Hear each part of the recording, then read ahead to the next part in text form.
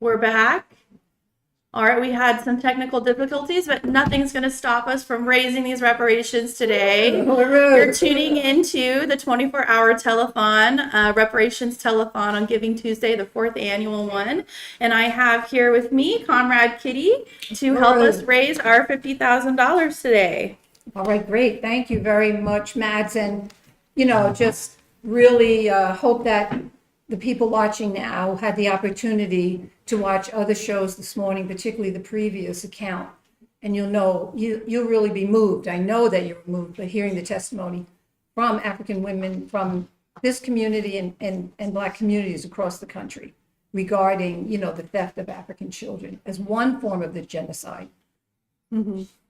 And whatever. Okay, but I just really want to salute my leadership, Chairman Amalia Chatella, who really created the theory, a scientific theory of African internationalism that created the way white people can participate under the leadership of the African working class in crafting a new society that is not based on oppressor and oppressed.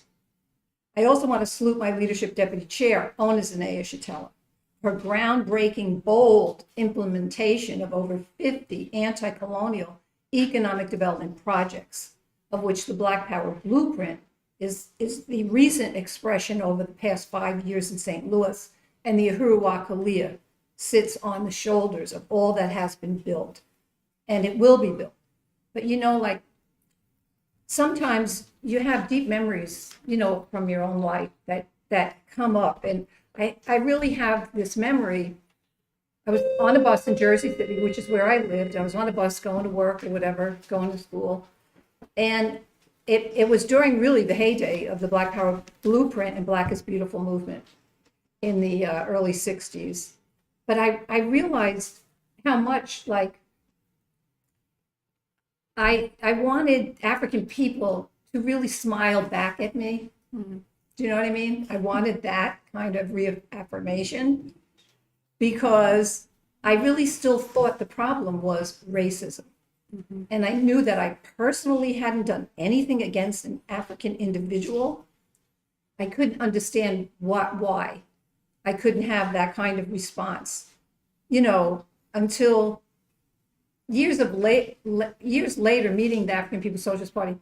Then it was really clear we had not done a thing for 600 years as a people that addressed what was happening to the Black community and indigenous communities in our name, and that we were benefiting from. What kind of response do you want? You want a principled relationship with the Black community, and that can only be built through reparations. That's the only thing, because the social system we were born into did not create but benefit from. We were born into is the same that African people were born into that we know today. And it's cutthroat, parasitic, sucking everything out of Africa and every Black community, including North St. Louis. We've seen it for 5 years, the effects of the absolute extraction of wealth and what it meant to African people in North St. Louis. And I mean, I've heard the stories because I've lived here, because our reality doesn't match that in any way or any shape or form. We often can think about times when we feel really stressed. And of course, life has its stressful moments, but that doesn't match colonialism, the stress of living under direct colonialism, of which we've heard something about, with African mothers having their sons being killed by the police or colonial invented violence. African mothers having their babies stolen through the foster care system. I lived in Oakland when the African People's Socialist Party led the foster care, bring our babies home, because a Black woman came into one of the rallies, the Sunday rallies, and Elvina, and she said, "I am a foster care mother. They are giving our babies to white people who live way out in the suburbs. We cannot even get our babies that were put in the foster care system so that we can care for them." And there's long history of many of those babies actually being killed, medically fragile babies being killed deliberately by white women who were making $150,000 a year as income, enough to build a wing in their house and have these beds and keep getting more and more children, being put forward by Ronald Reagan's wife. as the top foster care mother. This is really reality, and it's not a reality that we ever know about or experience. And then I happen to be in Oakland, again, 60, 70, 80, 40 years, whatever, 30 years later, under the leadership of Deputy Chair Onasinea Shatella, who was doing a re-beautification of the Uhuru House in East Oakland that had historic campaigns led by the chairman, Omawali K. Bing, Aida Cambone, out of that center that raised up a whole, generation of kids raised up seeing this profound leadership. And in this process, and I was actually working at the furniture store. I went out to, East Oakland a few times where Deputy Chair was doing the Uhuru House, and 3 different young women, they were all 31 years old, came in because, the doors were open, work was going on, and told their stories of having been stolen from their families into foster care. They suffered rape, drug addiction, alcoholism. Drugs were made available to them. They were put in group homes, in one home after the other, people, hostile to their interests or they couldn't even relate to in any kind of way. This is reality that they could come back and say this. And we remember that campaign, Bring Our Babies Home. So this is, so then, you say, well, how can we have a principal relationship? How can we have a principal relationship? And that is through reparations. And really, go to blackpowerblueprint.org/health center. Now, every dollar means something. This is going to be built. Deputy Chair leads it. Her thing is, we're on a mission and we're not going back. There's no going back. Thank you, Kitty. I just really, agree with you, really unite with what you were saying, that this is the only way to have a principled relationship with the African community. And I just appreciate everybody who's been on so far sharing their stories, because this is something that us in the white community have no clue, what is happening. And, we believe these, state sanctioned, we think CPS is doing a good thing, for instance, or whatever. But then when you listen to the words of the African working class, you realize and what they're really going through. So if you're listening, if you're tuning in and anything has moved you at all, please go to blackpowerblueprint.org/health center. We're raising money for the Uhuru Kulea Women's Health Center. And just to show you all where we're at so far, we have our current total is at $6,542 of reparations, and we have $43,458 left to raise. We also have a matching fund of $1,000 for this segment, and we're only $440 left to get the matching $1,000. So please put in your donation. You can put your pledge in the chat if you want. Go to the website and donate there. I know there's a way to donate anonymously, but you want to be a part of this. You don't want to miss this opportunity. I really unite. This is our opportunity. This is your chance now. I know there's so much, we call it social wealth. There's assumed wealth in our communities. And even if it's not wealth, we live. There's an assumption we're going to live. We're going to have a running vehicle. So many people I know who got houses, the down payment was from their family, from their parents. Yeah. Mm-hmm. You know what I mean? But we know we're going to have housing. We assume 3 meals a day. Most of the people around the world don't assume 3 meals a day. There's no such thing as 3 meals a day. We assume a positive outcome of producing life, of having children. So these are the things we can turn around right now, build a Uhuru Kulea African Women's Health Center, and donate now. blackpowerblueprint.org/health center. Right. Uhuru. Thank you so much, Kitty, for joining me for this segment and for sharing your words. I want to invite back up my comrade Len. And we have a really exciting interview coming up. I want to welcome up the leaders of the One Africa, One Nation Farmers Market, who will be talking about the economical and political power, what economic and political power looks like in the hands of the African working class. We're getting enough chairs up here, and I want to welcome up our Midwestern Regional Representative, Columbia and Annette. And Project Black Ankh Chair Fofid Alkup Bilan. So actually, right before they come up, we can show a couple clips of the One Africa One Nation Farmers Market, just to take a look at what we're about to chat about.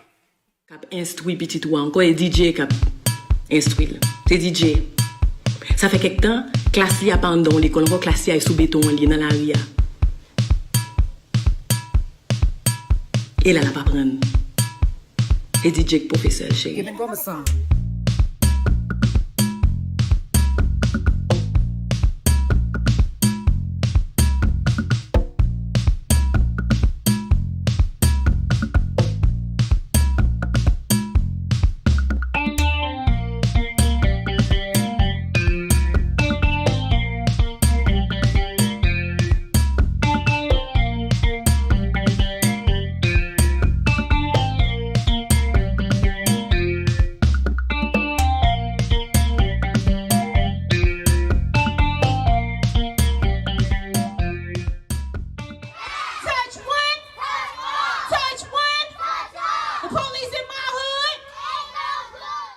Kap instruit petit ou encore et DJ kap instruit. C'est DJ. Ça fait quelque temps, classe li a pas dans l'école, encore classe li sous béton li dans la ria. Et là la pas prendre. Et DJ professeur chéri. Giving comme ça. Living it up in the city. Got Chuck's on with Saint Laurent. Gotta kiss myself, I'm so pretty.